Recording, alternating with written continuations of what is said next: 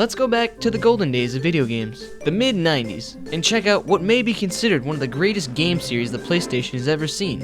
In August of 1996, a company known as Naughty Dog released a game that was like no other. It featured a wacky marsupial of a protagonist named Crash Bandicoot, who happened to be the creation of the evil Dr. Neo Cortex, who was attempting to assemble an army of genetically enhanced super creatures to achieve world domination. But upon the initial test of the Cortex Vortex, Crash escaped, leaving behind his big booby hoochie mama. What a dick! He didn't even try to save her. He's just like, see ya, bitch. Crash later washes up on Insanity Beach, the first level of the game, and soon realizes, dang, I really shouldn't have ditched my woman. And so, he's now on an adventure to go rescue her. Now, before we get playing real quick, there's just one thing I want to talk about. This is my original copy of Crash 1 from the 90s when I first got it. As you can see, booklet is all messed up, the case has been replaced and everything. But if we look inside here, there's no disc. And this is because before I got a working PlayStation 1 again, I would always play all my games on an emulator. And what would happen is I had a really jacked up CD drive, so it completely annihilated the disc and it exploded into a million shards and just spilled out everywhere.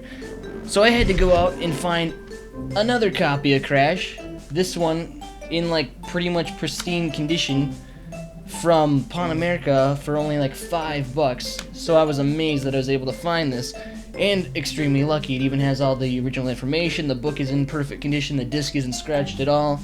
And ever since that happened, I vowed never to use an emulator with a disc that I really care about. So let's pop this in the emulator and get playing.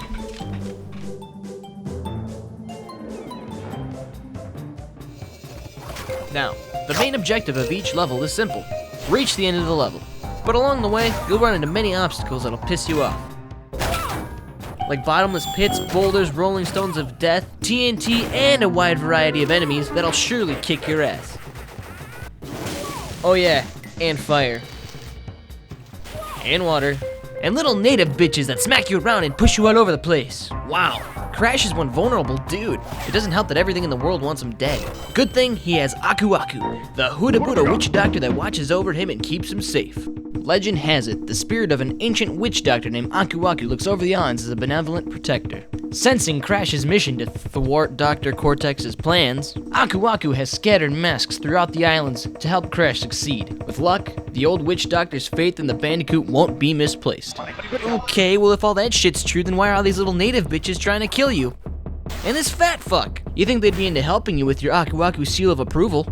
Moving on, let's talk about the items in the game. The first and most abundant item you come across is the Wampa Fruit. Collect 100 of these and get a free life. Pretty badass. Next is the Aku Aku Mask. Every one you collect acts as a shield, letting you take one extra hit without dying. But if you collect 3, you become invincible. Both these items are hidden away in crates scattered across the levels. If you break every crate in a level, you get a gem at the end.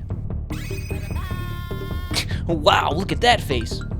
There's also the opportunity to collect 2 keys in the game, which unlock levels that would otherwise be locked. Yeah. You get the keys by completing Cortex bonus rounds, and let me tell you, they're not easy. Just to get to the bonus round, you have to collect 3 icons of Cortex, and you only have 1 shot. So you better not fuck up much, or you'll be wasting years of your life doing this. Oh, come on, there's that motherfucker. No, fuck! This is seriously impossible. Actually, it isn't. Eventually, you'll do it, and Cortex throws a key at you and scampers off into the darkness. But just imagine, every time you die, you have to reset the level and find all the Cortex icons all over again. That is an immense bitch, especially to anyone who has a life. Unlike me, that's why I was able to do it. Speaking of not having a life, some of the levels in this game are damn near impossible. For instance, Slippery Climb. This level is just a clusterfuck of moving platforms, things spinning around, things trying to kill you, birds to jump on, everything. And you're rewarded with falling to your death. The lab is a pretty tricky level too. What the hell? Oh, those fucking bitches hit a TNT in there. How are you supposed to avoid that your first time playing? Just a beginner's trap. Or they stick you in a pitch black level and expect you not to fall down every single hole. Damn. Well, that's not really a matter of it being too dark, it's more of the fact that I suck. And there's the levels where you get to ride a hog around, with more native bitches getting in your way, and you gotta watch out for spikes. Oh, come on, really? Look, I didn't even hit that. And some of the bosses are just insane. Like this crazy bastard Pinstripe has a fucking Tommy gun. Is that really necessary? Not to mention it's a piece of shit and keeps jamming up on him. But it gives me the opportunity to beat the shit out of him. Probably the trippiest thing that happens in the game is right here. Nitrous Brio takes a sip of his potion, and then he transforms into the Hulk, wearing an iron diaper, or Speedos. Either way, it's terrifying. That was easier than I thought it would be. Soon enough, it's time to see Dr. Cortex himself. Atop his purple dirigible, he darns you to heck and opens fire.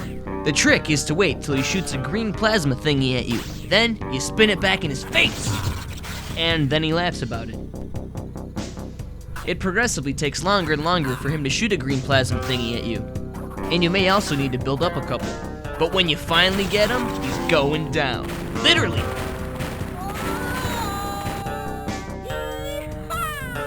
And Crash is reunited with his big booby hoochie mama, whose name is actually Tana. I just didn't think to mention it earlier. But that's pretty much how the game ends. There's a lot that I didn't talk about, but that's because I'm really too lazy to put all my thoughts into one video. Maybe I'll do a revisit later and talk about more, but for now, this is about it. Coming up later, I'll have a review of Crash 2. I'm not quite sure how long that'll take though, but it's definitely coming. But for now, I'm signing off and I'll see you later. Thanks for watching.